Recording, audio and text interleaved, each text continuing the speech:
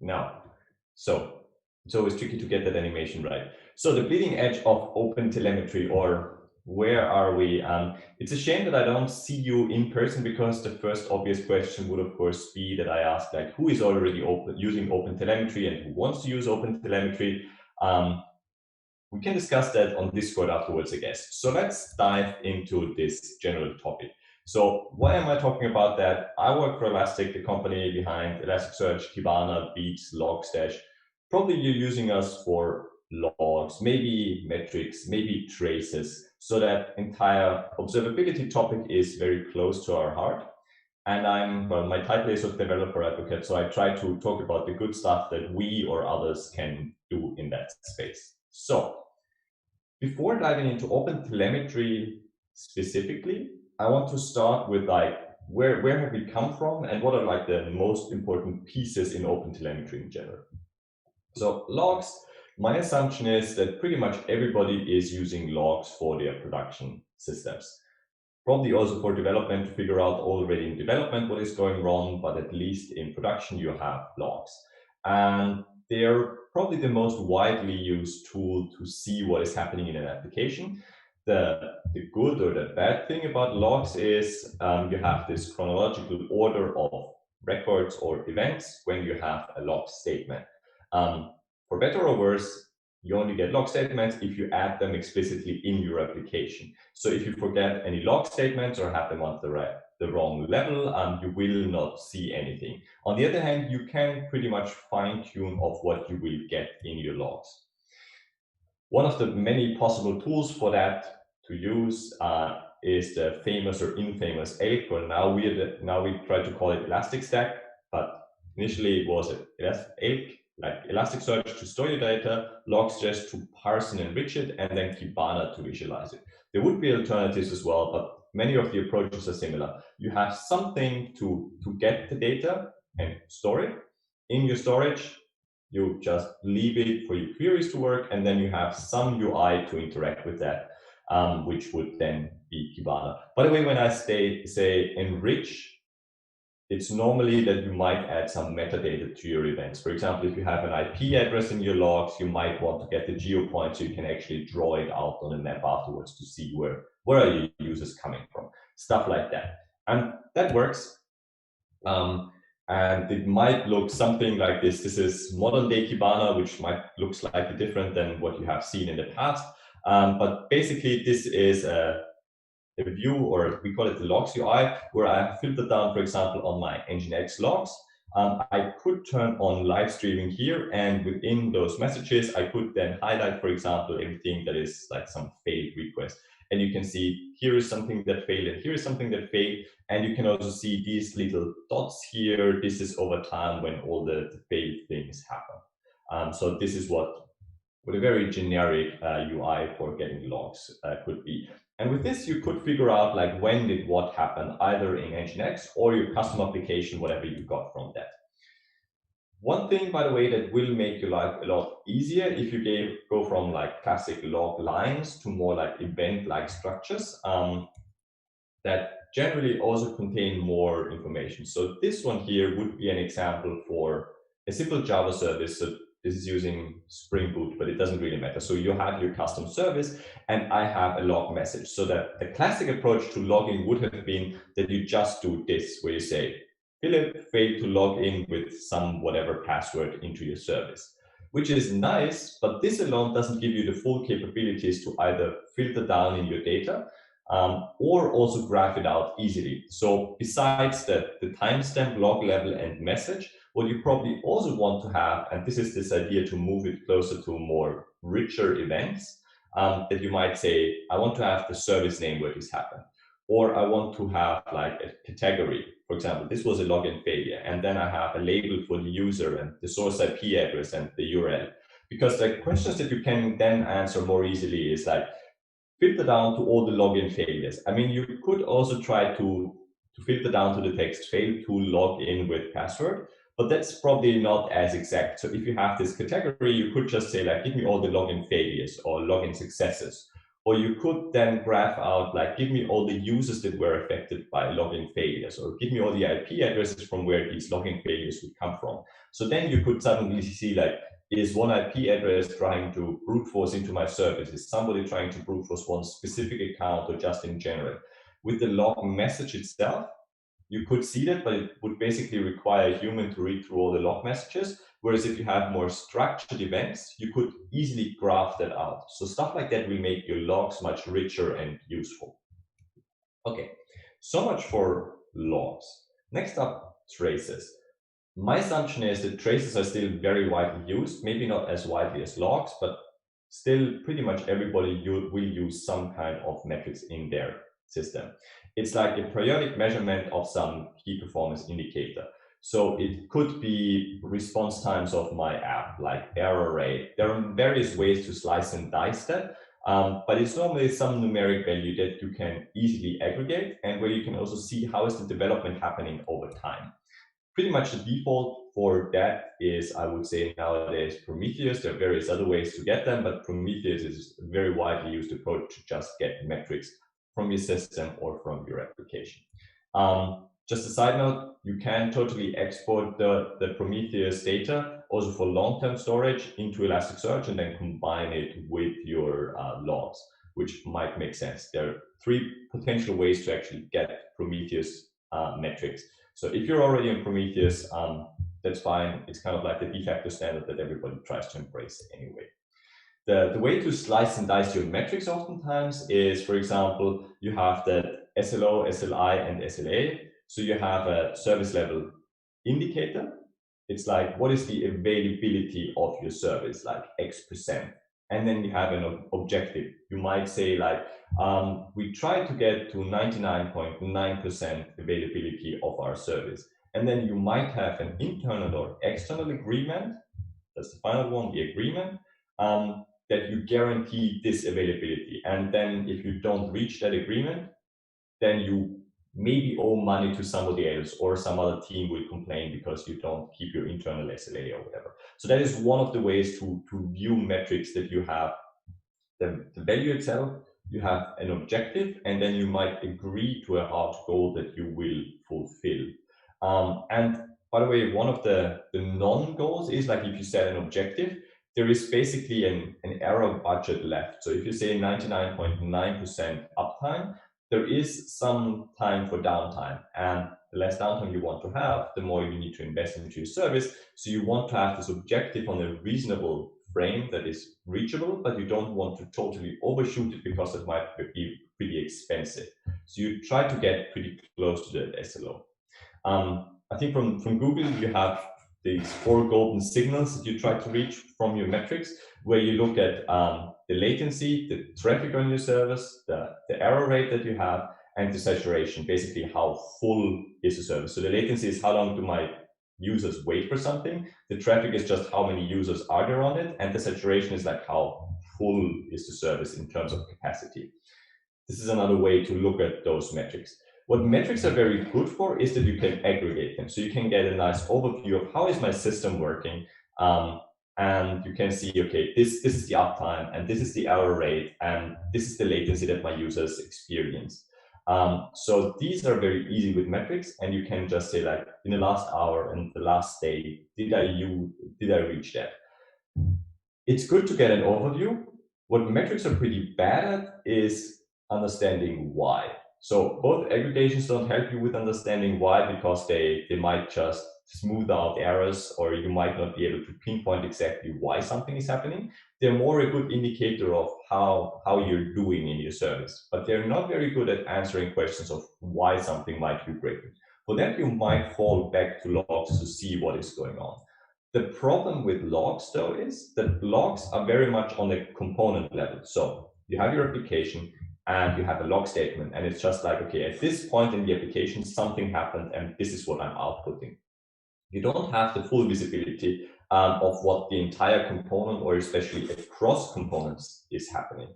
So if you assume that you have not just one service, but you have more like a microservice architecture, or multiple services talking to each other, Metrics will show you something is slow in the response rate to your end users, for example. But figuring out what is slow might be tricky. You might try to fall back to the logs, but since they are more on the component level, you see, okay, this is working in this component of my application, and this component is working, but it's very hard to get this entire overview of your system. For that, you could either try to have like a pinger that gives you an error rate and also response time. And you could also have something like synthetic or proactive monitoring, where you basically simulate the user. So you have like a known path that is important. So for example, you have a shopping cart, and the synthetic or proactive monitoring is like, put something in the chart and do the checkout process. The idea there is that you don't have an end user actually run into an error, and then you collect the metrics or logs for that error, and then you try to look into it. But before actually a user runs into the error, your synthetics or proactive monitoring should figure out that something is broken. So ideally, you can fix it before an end user is actively like hit by that. For that, you could use Pingdom, for example, is still a very widely used service that I've used in the past to ping and then maybe alert you that this is doing. We have our own take. For example, here you can see I have one component. We call it Heartbeat. It's like a pinger running here in Frankfurt, for example, and it pings my Sierra WTF because that's the right domain for any demo where I could run that against. And it could then say like, okay, here's something failed, or this is the response time of your service. So any pinger that would show you that. Still, you might want to use even more fine-grained information that is going beyond that application or piece of your application, but more focusing on the entire context of a request. So moving from the component level that you have with logs, more on the context for the entire request. That's where traces come in. Traces are probably the least widely used ones, even though they got much more popular nowadays. Partially because they're either like more expensive to use, but also maybe more complex to implement. The two most widely used systems in that area are potentially Zipkin and Jaeger. Jaeger normally has a white background, but I think the evil pink eyes look much better on Jaeger, so I like that visualization of that. What that might look like, again, this is a Kibana screenshot since we can do all of those. What you get there is, for example, you can see here at the bottom, these are the transactions, like how long did people wait for their transactions to happen? Something really bad happened here, so you might look into that. Or you could see like how many requests are generally being generated. So in general, it's like 10 or so, but here it spiked up to 90 requests per minute. Or for example, here you would have a breakdown. Where do you even spend your time? Like here, time leave the rendering for the front end and my application backend, you can see where do you spend your time. And then you could see, okay, something happened here that suddenly my application was very busy for whatever reason. So the idea here is really that you just not see like the time overall, like with metrics or the logs, like in general, for on the component level, but you want to have really the context for an entire request. So the request comes in, works its way through your system, and then you are able to tell or collect at the end, like how long did it take? And you also have more of the timing information, like where did you spend your time? Like, was it the front end that was slow, or was it the back end? Or if you have a database, was the database slow? And then you could see individual requests potentially that were slow and could dive into like, okay, where did you spend your time? Where did you run into an error? So this is really more the request scope where you want to then operate. Sometimes it's called application performance monitoring. Some people call it distributed tracing. I will not make a huge difference between the two. The assumption is you have multiple services.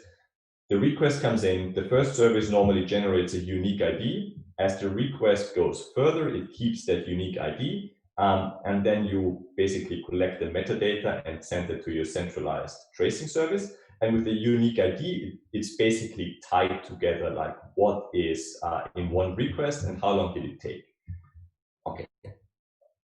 So what the definition for that on Wikipedia is the monitoring and management of performance and availability of software applications, which is very broad. So let's see what's really in tracing and how it works in detail, and also what are the standards, because that's where we're coming back to OpenTelemetry.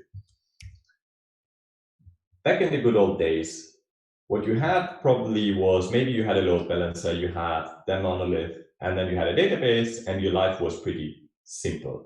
Because, well, if something was slow, you could probably look at the logs of the application, you could still figure out stuff. Or your metrics, since this was a monolith, it was pretty simple. If you had some metrics from your database, you had a pretty good insight into your application. Nowadays, times are more complex, which makes them better for vendors as well, because now suddenly you need additional tooling. Because if you have something like this here, where you have multiple services talking to each other, randomly calling various databases, it's much harder to keep track of, like, where do errors happen? Why is something slow? So if just one of these services is slow, with logs, it might be very hard to figure it out. Maybe you have like some response times that you trigger or collect for the end user. You might just see, okay, latency is increasing or availability is going down, but it's much harder to figure out where is something breaking in here. And that's why tracing is becoming ever more popular. So you want to have the context of your entire transaction. You want to be able to reconstruct the flow of are even the requests in my system flowing. And you want to query and visualize those transactions that happen in the system. So for the terminology, what you generally have in distributed tracing is you have something that is called a trace. So this is the record for the entire request from start to finish. It's a directed acyclic graph. So it's basically a request comes in, and then it might split out into 3 parallel requests that get combined into something again that might make up the final response. So it might not just be one line basically, but it might spawn out into multiple services, combine the final result, and then give you the answer back. On top of the trace, so this is the entire context basically, and you have spans. Those are named and timed single operations, and they could be nested. So just to put that then into more concept, you have then a span context that's basically IDing those individual requests, and then you have the context propagation, which is basically attaching all the required IDs to the requests as to propagate through your system. The problem with all of that is that different vendors have totally different ways to instrument your application. So for example, the request comes in and gets a unique ID. The problem is if you use Jaeger, and that still uses this header, Uber Trace ID, it might look something like this. If you use the Jaeger tracing libraries. Whereas if you use our tracing libraries, the ID will be totally different. So those two don't play well together. So it doesn't matter if you just use a single vendor for everything, but many people say like, oh, we have different services and they might be instrumented differently. So we might want to have some general standard how to make those traces work together. Because they're only good if all the components in your stack support the same information that you can actually correlate stuff. So what you really want to have is a vendor-neutral API for tracing, and that is where the infamous tracing, OpenTracing is coming in. Previously often abbreviated OT, and OpenTelemetry is now called OTel to keep them apart. So if you see OT, that's normally OpenTracing. And what that looks like is I have 2 services, so my request spans those 2 services. And you have the parent span, that is the first call, and that is then made up of multiple child spans. So these are multiple internal calls to things that you still want to break out to see how long did this one take, and the parent called this child, and then it called this child, and then this parent actually called in the other service another child span. This is the entire trace now, all of this in combination. And this shows you how long did it take and where did you basically spend your time and go. By the way, what is very nice here, in comparison to this tracing context, which is like the overall picture, the component level, the logs are very much like, okay, at this point here, we make a log statement. Here we extract the log or take a log, and here we create a log statement. It's really just on the component level where you see how the individual steps or things work, but it's much harder with logs to see this bigger picture of the entire request. So that's where this change or why you need tracing in this entire picture comes in. So what OpenTracing gives you is it has something that's called a span context. It has this trace ID. So this is the thing that kind of names the entire trace. And then you have this sub item, the span. This is this span ID that you have. You could have baggage items. These are basically key value pairs of additional information that you could add. So here I have some special ID, whatever the special ID means. It's called baggage. It's some key value information that might be helpful for your service. So the limitation of OpenTracing is that it's an API and or the headers only. It doesn't have a wire protocol. So while you use the same headers, it doesn't mean that you can mix and match different agents from different vendors, because the wire protocol, like how that actually looks on the network, will look different. Also, it doesn't have so the in-band is basically propagating with the calls in your service the information. The outband means sending the information to your tracing backend. So if you send the information to Jaeger or Sitkin, the outband is what basically means that your service at some point aggregates a lot of calls together and sends out like all the metadata that it has collected to the tracing backend. And that will then be able to reconstruct your entire request and show you where did you spend your time, where did your errors happen. So the next step then was to have something that is called W3C Trace-Context. That's for passing that trace context information across systems, so that it's not just the headers that are specified, but that really that handing over from service to service is covered in a widely used standard as well. And that specifies like this is what will actually be propagated. So you have a version, you have the trace ID, you have a parent ID, and then you have a sampling flag. Sampling is oftentimes tracing, since it collects a lot of information, might be too expensive to collect 100% of the requests. The assumption is if you have a lot of requests, if you just collect a subset, it will still be representative of what you have. So if you only collect 10% of the requests, if you have 1 million requests, the 100,000 requests that you actually do collect are still representative and give you a good overview of what is happening in your system. You can argue if sampling does work or doesn't work, if it will be representative, if it loses the relevant information and only collects, or sometimes if you're unlucky, only collects the boring stuff. There's a discussion we can have on Discourse afterwards. There are various ways or approaches to that or ideas to that.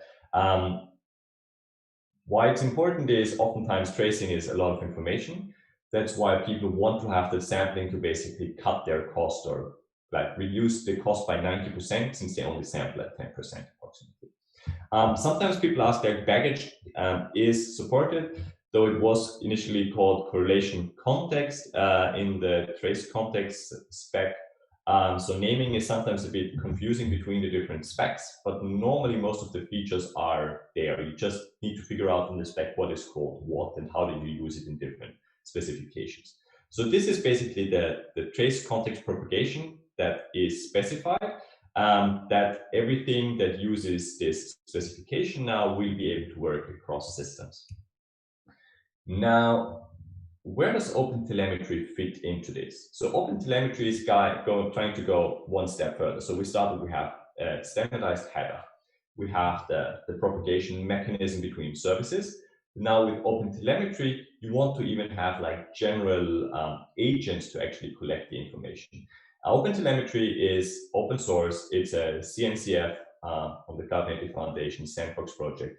It currently best supports traces. Metrics are in the works. It also will try to add logs, though those are the least mature ones. So traces are pretty mature and you can use them. Metrics are also getting there.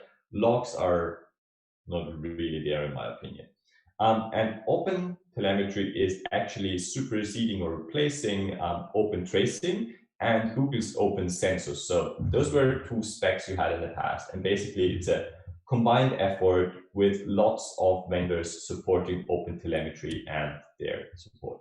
So it tries to unify the instrumentation of your application. So you have a generic OpenTelemetry agent potentially, rather than having a Sitkin agent, a Jaeger agent, an Elastic agent. You could use an OpenTelemetry agent that is generic, and that could then talk to various vendor systems in the background. But your application only gets the vendor agnostic agent. So it is vendor neutral, but widely supported by various vendors. So from Google, Splunk, Lightstep, Honeycomb, Elastic, lots of us are involved in that and do support these agents then in various forms. And I will show you how you can actually integrate with those. Some people are not that happy. Adrian Cole from Zipkin, he is known to be very snarky, and he had a very nice tweet where he said, well, OpenTracing marketed itself as a standard. It never really actually made a stable release for the Java project or for Java. OpenSensors also never made a stable release. And now you combine basically two projects that never had a 1.0 release. Unsurprisingly, OpenTelemetry is not 1.0 yet either. Though there are hopes that this one will get stable and will make for a more stable and widely used foundation that you will not have this problem then at the end. So how does your application actually work with OpenTelemetry? And vendors can implement one or multiple of these three ways to actually integrate the OpenTelemetry agent that is generic. So you have one agent for Java, for .NET, for PHP, whatever you have. So you have this one generic agent. How does it integrate into the system of a vendor? So you still have Zipkin or Jaeger or whatever in the background to actually collect the traces and visualize them. But how do you combine the generic agent with the backend system? So the first approach would be you have the generic OpenTelemetry agent in whatever programming language that you have. And then the agent has an exporter, a vendor-specific exporter that speaks the wire protocol for the outbound communication of the vendor. So that would basically mean for each agent that is out there, the vendor needs to add that vendor exporter to actually talk to whatever backend system it has and then speaks its protocol. This is some work or considerable work because you need to add that exporter for all the agents and you need to make sure they're tested, and whenever you make a change, you need to implement all those changes across the agents. If something in the agent changes, you need to adapt your vendor exporter. If the standard changes, your vendor exporter needs to change, etc. So this is some work to be implemented, basically. The next approach is there is a so-called OpenTelemetry collector. So basically, you have the OpenTelemetry agent, and it has an OpenTelemetry protocol. The OpenTelemetry collector is speaking the protocol, so all of those agents could send its information to that collector. And then you have a single exporter in that collector. So rather than all the agents, you have just a single exporter on that collector, and that will forward that information to you. So that is what you could do here.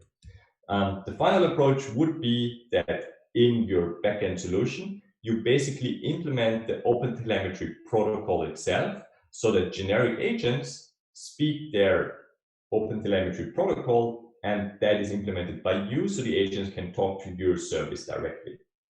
And a vendor can implement one or more of these approaches. Since I'm running low on time, let me quickly show you what we have done and then wrap it up. So what we have done is we have an exporter, for example, in the OpenTelemetry collector, because, well, it's just a single endpoint that you need to implement here. And that is how we could use the OpenTelemetry agents to do that. Jaeger intake, I will skip. If you want to try this out, we have a very nice demo actually with the OpenTelemetry agents tying into your application to actually instrument that. Everything in your application is OpenTelemetry or a vendor-neutral standard. And then you just need that exporter to actually see how that's going. This would be how to instrument it, and it's Java specific, so I'll just gloss over that. And this would be how to export it from the collector to your application.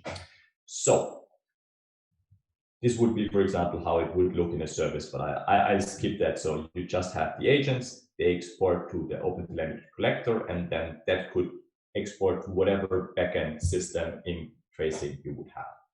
So can you use this in production? Totally. Does it support all the features that are out there? Not really. So what can you use today? You could still use the vendor-specific agents. They normally have a bit more features still, but they're vendor-specific and you add something vendor-specific to your applications. You could use OpenTracing, which is kind of like still widely supported if a vendor doesn't support all the databases, for example, that you have, because, well, the headers will make systems work together. You can use Jaeger to tie into that. And as a proof of concept right now, OpenTelemetry is still not a GA. The GA will actually happen now pretty soon, I think. But it is still not there. So it's more on the proof of concept stage. But it's probably what will make it work well in the future. So to wrap up, I hope I made it clear why you want to have distributed tracing and not just logs, metrics, and uptime monitoring that you probably already have. You have OpenTracing, which was just a headers, W3C Trace-Context to actually propagate it, and then OpenTelemetry includes the agents and the wire protocol and everything. Jaeger, by the way, is not a standard. Jaeger is just one of the possible implementations of a tracing system. Yeah, that's the marketing slide from us here. Since all the pillars are supported, that's what you get in our stack. But for brevity, I will skip over the details here. So most of the vendors really like OpenTelemetry because it says like your application keeps it generic and then supports whatever features you have as a tracing vendor or general observability vendor on the backend. So it's available today. You can use it. It combines all the things. It should make your life and your observability story a much simpler. Slides available under that link. Do we have any questions? Otherwise, also, I'm happy to chat on Discourse to see what else is coming up.